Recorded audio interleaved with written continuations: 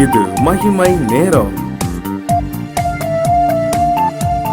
கர்த்தருடைய நாமம் மகிமைப்படுவதாக. மீண்டுமாக மகிமை நேர நிகழ்ச்சிக்கு உங்களை அன்புடன் வரவேற்கிறேன். இன்றைக்கு சிந்திக்கும்படியாக கர்த்தர் கொடுத்த வேத பகுதி கலாத்தியர் 1:16 நம்முடைய குமாரனை நான் புறஜாதியினிடத்தில் சுவிசேஷமாய் அறிவிக்கும் பொருட்டாக அவரை எனக்குள் வெளிப்படுத்த பிரியமாயிருந்தபோது உடனே நான் மாம்சத்தோடும் இரத்தத்தோடும் யோசனை பண்ணாமலும் என்று சொல்லி அங்கே குறிப்பிடப்பட்டிருக்கிறது. இந்த வாரத்திலும் நாம் கலாத்திய சபைக்கு பவுல் எழுதின சிலுவை குறித்ததான சில காரியங்களை நாம் தியானிக்க இருக்கிறோம். சிலுவை இன்றைக்கு காலகட்டத்தில் இப்போது லெந்து நாட்கள்ல நாம் சிலுவை குறித்து, பாடுகளை குறித்து நாம் அநேக காரியங்களை கற்றுக்கொண்டிருப்போம்.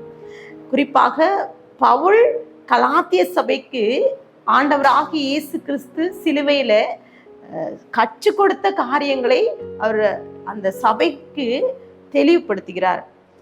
நாம் வாசிக்க கேட்ட கலாத்தியர் 1:16 தேவகுமாரன் அவர் சுவிசேஷத்தை அறிவிக்கும் பொருட்டு எனக்குள் வெளிப்பட்டார்.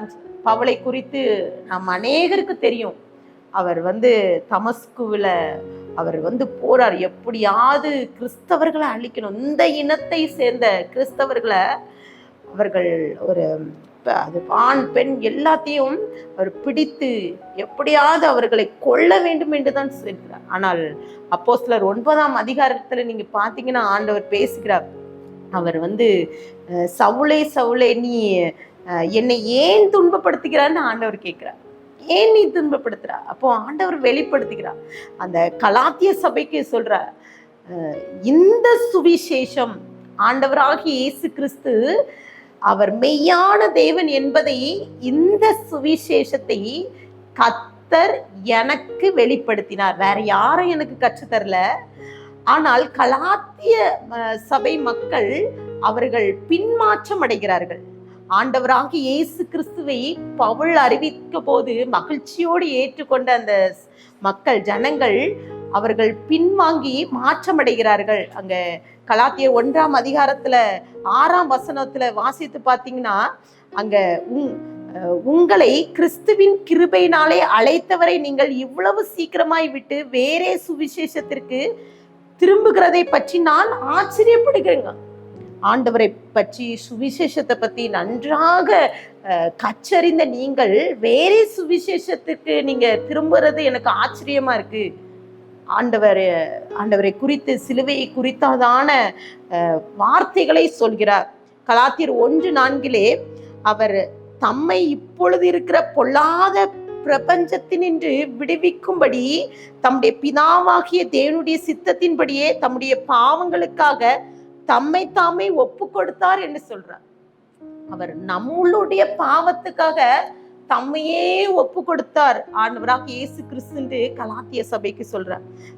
அந்த சபை மக்கள் வழி தப்பி சென்று கொண்டிருக்கிறார்கள். அவர்கள் வேறே ஒரு சுவிசேஷத்திற்கு செவி சாய்க்கிறார். ஆனால் பவுல் தெளிவுபடுத்துகிறார். சில ஜனங்களை கூட்டி கொண்டு அவர்களோடு பேசுகிற காரியம் என்னன்னா, இப்படி நீங்க சுவிசேஷத்தை நீங்க அலட்சியமா எண்ணாதீங்க.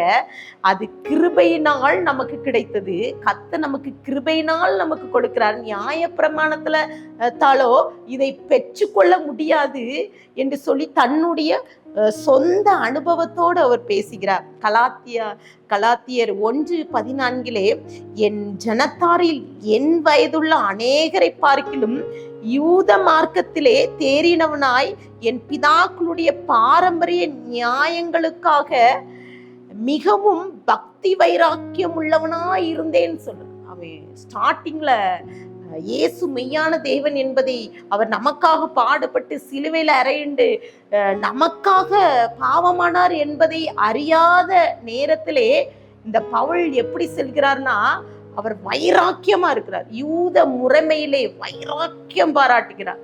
இப்படிதான் இருக்கணும் அப்படின்னு சொல்லி மற்றவர்களை அந்த அவர் முரட்டாட்டம் பிடித்தவராய் சென்று கொண்டிருக்கிறார். ஆனால் அதே பவுல் அவர் ஆண்டவரை ஏற்றுக்கொண்ட பிறகு அவருக்குள்ள வந்த மாற்றத்தை ஜனங்கள் பார்க்கிறார்கள்.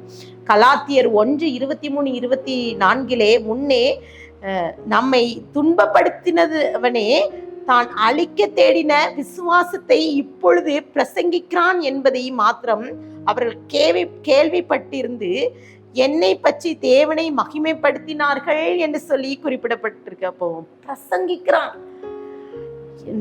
நம்மை அழிக்க வந்தவன் அவன் பிரசங்கிக்கிறான்.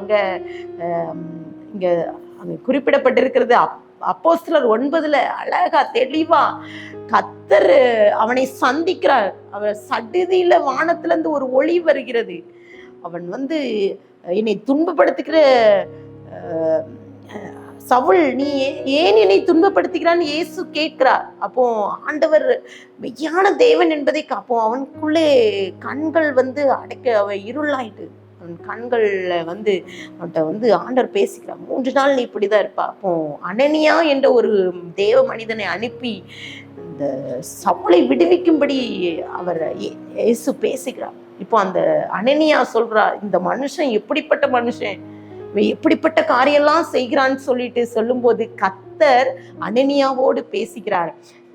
அப்போஸ்தலர் 9:15 அதற்கு கர்த்தர், நீ போ, அவன் புறஜாதிகளுக்கும் ராஜாக்களுக்கும் இஸ்ரவேல் புத்திரருக்கும் என்னுடைய நாமத்தை அறிவிக்கிறதற்காக நான் தெரிந்து கொள்ளப்பட்ட பாத்திரமாய் இருக்கிறான் என்று சொல்லி சவுளை குறித்து இந்த அனனியாவுக்கு பேசுகிறார். அந்த கலாத்திய சபையில அநேகர் பவுலை பார்க்கிறார்கள். இவன் நம்மளை துன்பப்படுத்தினவன் தானே, நம்மளை கல்லெறிந்து கொல்ல வகை தேடின மனிதன் தானே, இப்படி மாறிவிட்டானே.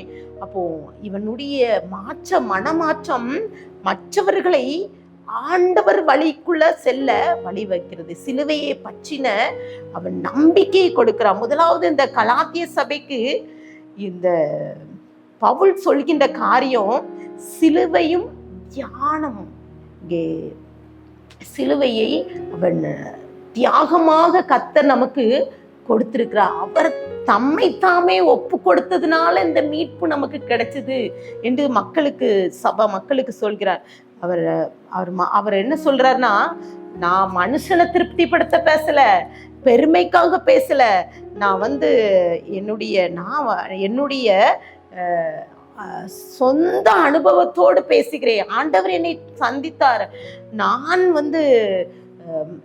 ஆண்டவருடைய மனிதனாக மாற்றுவதற்கு காரணம் கர்த்தரே எனக்கு சுவிசேஷத்தை அறிவித்தார். இப்படிப்பட்ட தவறான சுவிசேஷத்திற்கு நீங்க இடம் கொடுக்காதுங்க. நாங்கள் உங்களுக்கு பிரசங்கித்த இந்த சுவிசேஷத்தை தவிர வேறு ஏதாவது சுவிசேஷத்தை சொல்லியிருந்தால் அதை ஏற்றுக்கொண்டால் அவன் சபிக்கப்பட்டவன் என்று சொல்லி வைராக்கியமாய் நிற்கிறான். அந்த சவுல் கலாத்திய சபைக்கு சொல்லி கொடுத்த காரியம் என்ன? சிலுவை. கர்த்தர் சிலுவையிலே தன்னை பலியாகி அவர் தன்னையே அர்ப்பணிக்கிறார், தியாகமாக்கினார் என்று சொல்லி கலாத்திய சபைக்கு கற்றுக் கொடுக்கிறார். இன்றைக்கும் பிரியமானவர்கள், இன்றைக்கு இந்த வார்த்தையை கேட்டுக்கொண்டிருக்கிற நீங்களும் கூட எவ்வளவேனும் வைராக்கியமா இருக்கும். நம்ம இந்த ஈஸ்டர், இந்த இந்த லெந்து நாட்கள்ல காலை ஆராதனை, இரவு ஆராதனை, எல்லா காரியத்துக்கும் செல்வோம், வைராக்கியமா செல்வோம், ஜெபிப்போம். இந்த கலாத்திய மக்களை போல அவ்வளோ காரியங்கள் செய்து வைராக்கியமா அநேக காரியங்கள் செய்து பின்மாற்றம் அடைந்து சென்று விடுகிறோம். இது முடிஞ்சோன்னு அவ்வளவுதான். ஈஸ்டருக்கு அப்புறம் இந்த லெந்து நாட்கள் முடிந்த பிறகு நம்மளுடைய ஆவிக்குரிய வாழ்க்கையில் எந்த மாற்றம் இருக்காது. இதைத்தான் பவுல் கலாத்திய சபைக்கு முதலாவது கூறுகிறார். இன்றைக்கு ஆண்டவர்கிட்ட ஒப்பு கொடுக்குமா, ஆண்டவரை நான் வழி விலகிற காரியம் எனக்கு இருக்கக்கூடாது. சிலுவையிலே நீங்க எங்களுக்காக ஒப்பு கொடுத்தீங்க, தன்னைத்தானே எங்களுக்காக தன்னைத்தானே அர்ப்பணித்த உங்களுடைய